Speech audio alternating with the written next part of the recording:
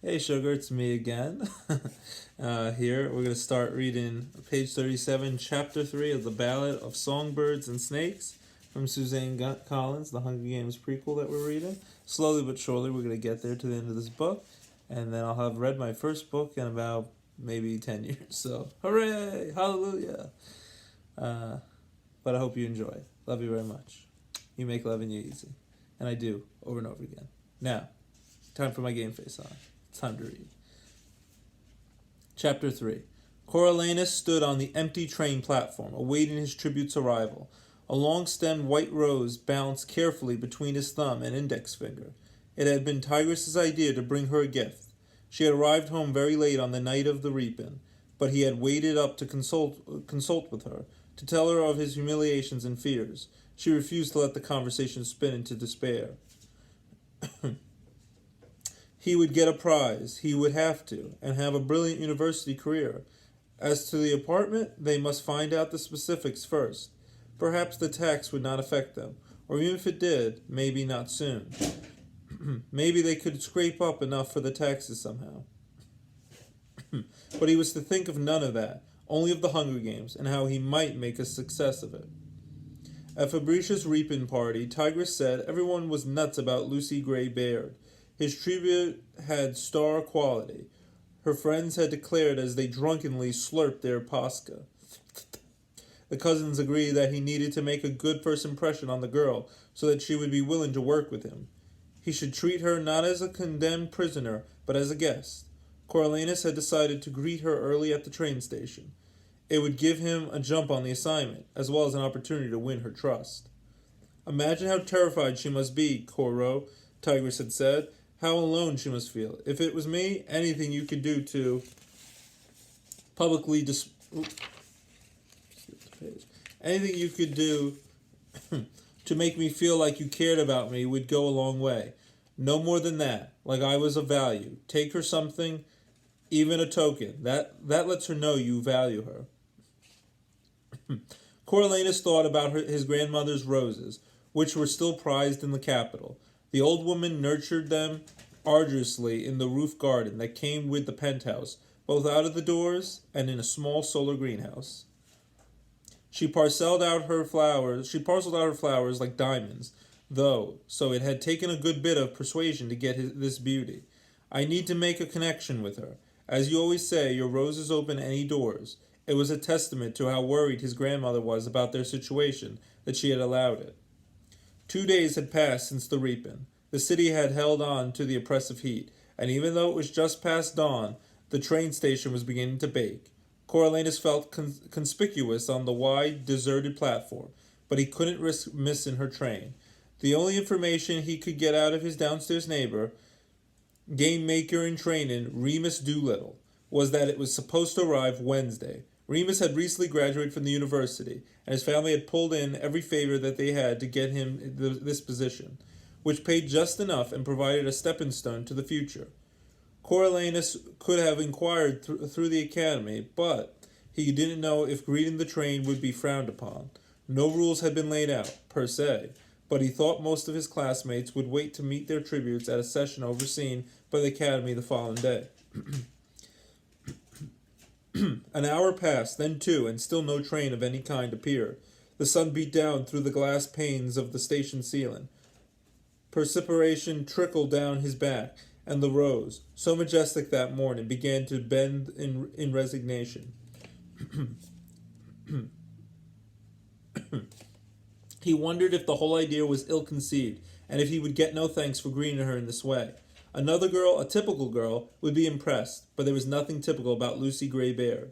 In fact, there was something intimidating about a girl who could pull off such a brazen performance on the heels of the mayor's assault. And that, just after she had dropped a venomous snake down another girl's dress. Of course, he didn't know that it was venomous, but that's where the mind went, wasn't it? She was terrifying, really. And here he was in his uniform, clutching a rose like some love-struck schoolboy, hoping she would, what? Like him? Trust him? Not kill him on sight? Her cooperation was imperative. Yesterday, Satira had led a mentor meeting in which their first assignment had been detailed. In the past, the tributes had gone directly into the arena the morning after they had all arrived in the capital, but the timeline had been extended now that the academy students were involved. It had been decided that each mentor was to interview their tribute and would be given 5 minutes to present them to Panem on a live television program. If people had someone to root for, they might actually have an interest in watching the Hunger Games. If all went well, it would be primetime viewing. The mentors might even be invited to comment on their tributes during the games.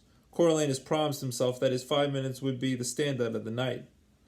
Another hour crawled by, and he was just about ready to give up when a train whistled sound deep into the tunnel. Those first 5 few months of the war. Oh, I got it wrong again. Those first few months of the war, the whistle had signaled his father's arrival from the battlefield.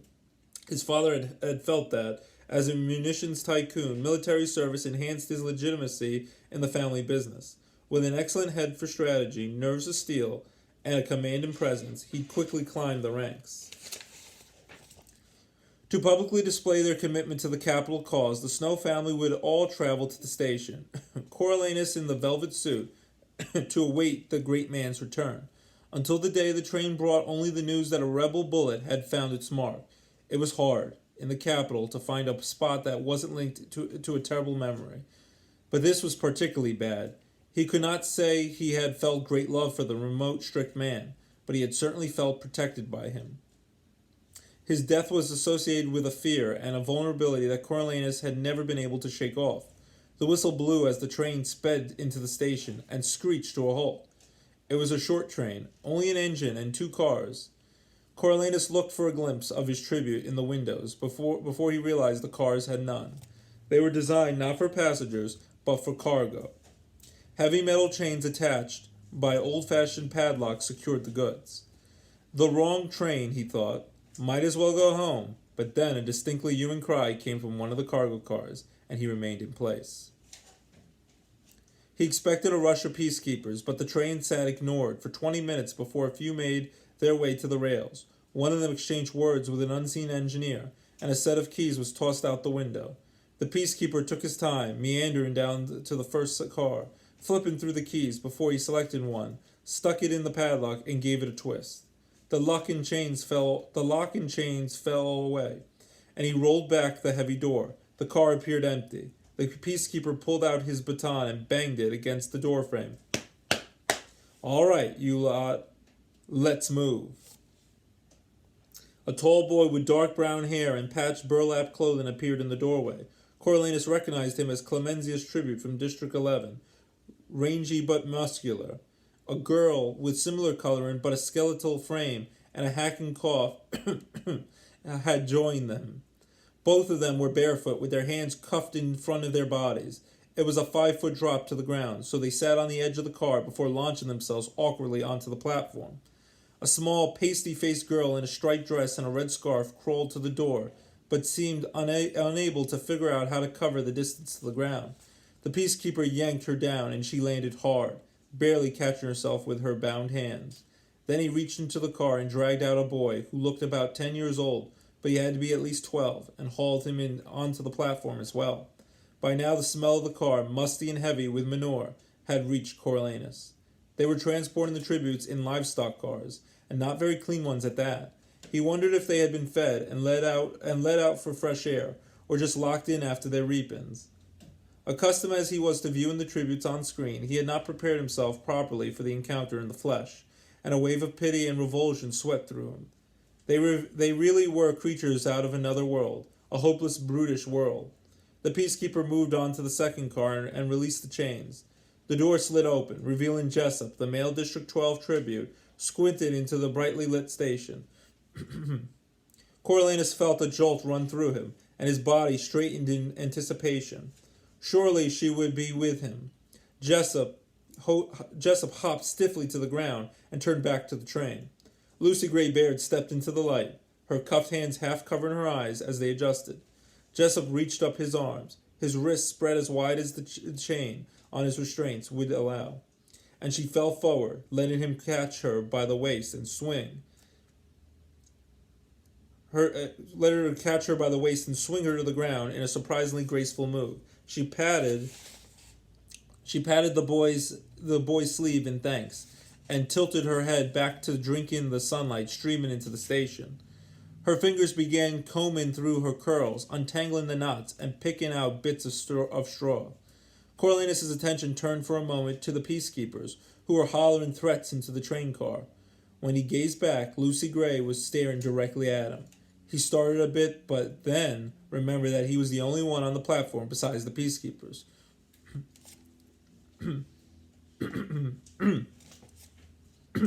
The soldiers were cursing now as they hoisted one of their number into the train car to retrieve the reluctant tributes. It was now or never. He crossed to Lucy Gray, extended the rose, and gave a small nod. "Welcome to the capital," he said. His voice was slightly gravelly, as he had not spoken for hours, but he thought it gave him a nice maturity. The girl sized him up, and for a minute he feared she was going to either walk away or worse, laugh at him.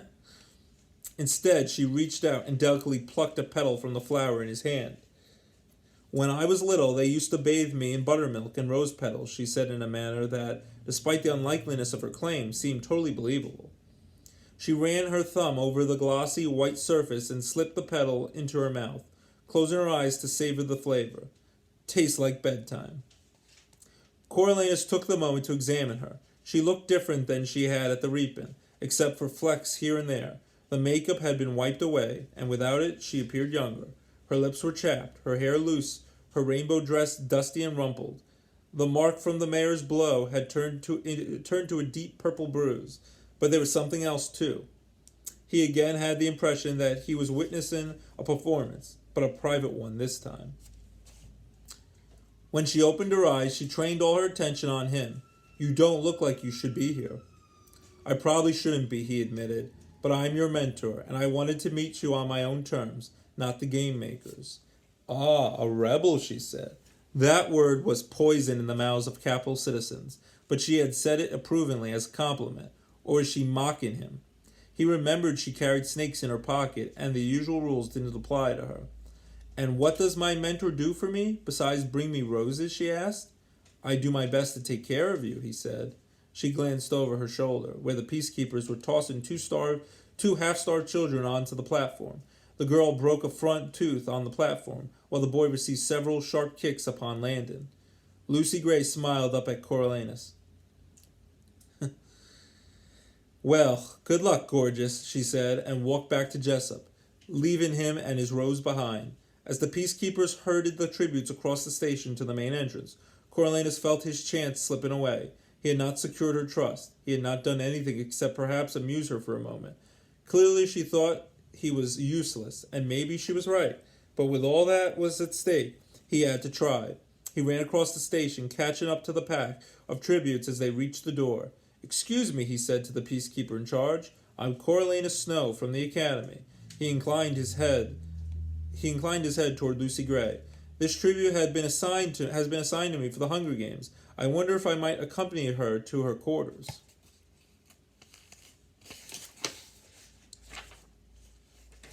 "That's why you've been hanging around here all morning? To catch a ride to the show?" asked the peacekeeper. He reeked of liquor, and his eyes were rimmed with red. "Well, by all means, Mr. Snow, join the party." It was then that Coriolanus saw the truck that awaited the tributes. Less a truck than a cage on wheels, the bed was enclosed by metal bars and topped with a steel roof. He again flashed back to the circus of his childhood, where he had seen wild animals, big cats and bears, confined to such transport. Following orders, the tributes presented their cuffs for removal and climbed into the cage. Coriolanus hung back, but then saw Lucy Gray watching him and knew this was the moment of judgment. If he backed down now, it would all be over. She would think he was a coward and dismiss him entirely. He took a deep breath and hoisted himself up into the cage. The door slammed and shut behind him, and the truck lurched forward, knocking him off balance. He reflexively grabbed for the bars on his right and wound up with his forehead crammed between them as a couple of the tributes fell into him. He pushed back forcefully and twisted his body around to face his fellow passengers. Everyone had hold of at least one bar now except the girl with the broken tooth, who was clinging to the leg of the boy from the district. As the truck rumbled down a wide avenue, they began to settle in. Coriolanus knew he had made a mistake. Even in the open air, the stench was overwhelming. P.U. The tributes had absorbed the odor of the cattle car and had mixed with an unwashed human smell that made him feel slightly nauseous. Up close, he could see how grubby they were, how bloodshot their eyes, how bruised their limbs. Lucy Gray was crammed into a corner at the front, dabbing a fresh scrape on her forehead with her ruffled hem.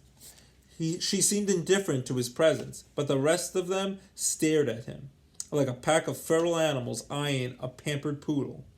At least I'm in better condition than they are, he thought, and he made a fist around the stem of the rose. If they attack, I'll stand a chance. But would he, against so many? The truck slowed to let one of the colorful street trolleys, packed with people, cross in front of it. Although he was in the back, Coriolanus hunched down to avoid being noticed. The trolley passed. The truck began to roll, and he dared to straighten up. They were laughing at him. The tributes, or at least some of them, were grinning at the obvious discomfort. "What's the matter, pretty boy? You in the wrong cage?" said the boy from District 11, who was not laughing at all. The undisguised hatred rattled Coriolanus, but he tried to look unimpressed. "No, this is exactly the cage I was waiting for." The boy's hands came up fast, encircling Coriolanus' throat with his long, scarred fingers and slamming him back. His forearms pinned Coriolanus' body against the bars. Overpowered, Coriolanus resorted to the one move that he had yet to fail him in his schoolyard scruffles, driving his knee up hard into his opponent's crotch. The district boy gasped and doubled over, releasing him. "He might kill you now," the girl from District 11 coughed in Coriolanus' face. "He killed the peacekeeper back in 11. They never found out who did it." "Shut it, Dill," the boy growled. "Who cares now?" said Dill. "Let's all kill him," the tiny boy said viciously. "Can't do nothing worse to us." Several other tributes murmured in agreement and took a step in. Coriolanus went rigid with fear. Kill him? Did they really mean to beat him to death? Right here in the broad daylight, in the middle of the capital? Suddenly he knew they did. What, after all, did they have to lose? His heart pounded in his chest, and he crouched slightly, fists extended in anticipation of the imminent attack. From the corner, Lucy Gray's melodic voice broke the tension. "Not to us, maybe. You got family back at home? Someone they could punish there?"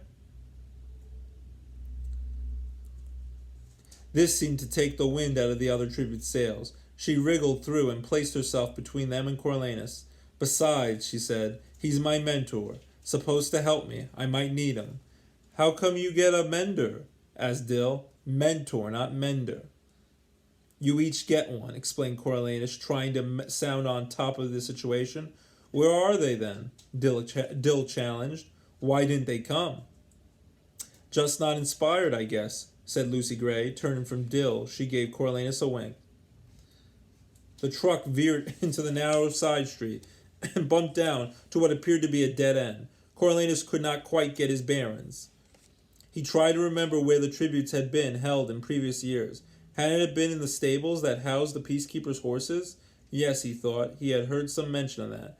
As soon as they arrived, he would find a peacekeeper, explain things, perhaps ask for a bit of protection given the hostility. After Lucy Gray's wink, it might be worthwhile to stay. They were backing in now to a dimly lit building, maybe a warehouse. Coriolanus inhaled a musky mix of rotten fish and old hay. Confused, he tried to get a better fix on his surroundings, and his eyes strained to make out two metal doors swinging open. A peacekeeper opened the back door to the truck, and before anyone could climb out, the cage tipped and dumped them onto a slab of cold, damp cement. Not a slab, actually more like a chute, for it was tilted at such an extreme angle that Coriolanus began to slide immediately, along with the rest. He dropped the rose as his hands and feet scrabbled for purchase, but found none. They all traveled a good 20 feet before they landed in a jumbled heap on a gritty floor. Sunlight glared down on Coriolanus as he scrambled to untangle his body from the pack. He staggered out a few yards, righted himself, and froze in horror. This was not the stables. While he had not visited in many years, he remembered it clearly now. the stretch of sand, the artificial rock formations twisting high in the air, the row of metal bars engraved to look like vines curved in a wide arc to protect the audience.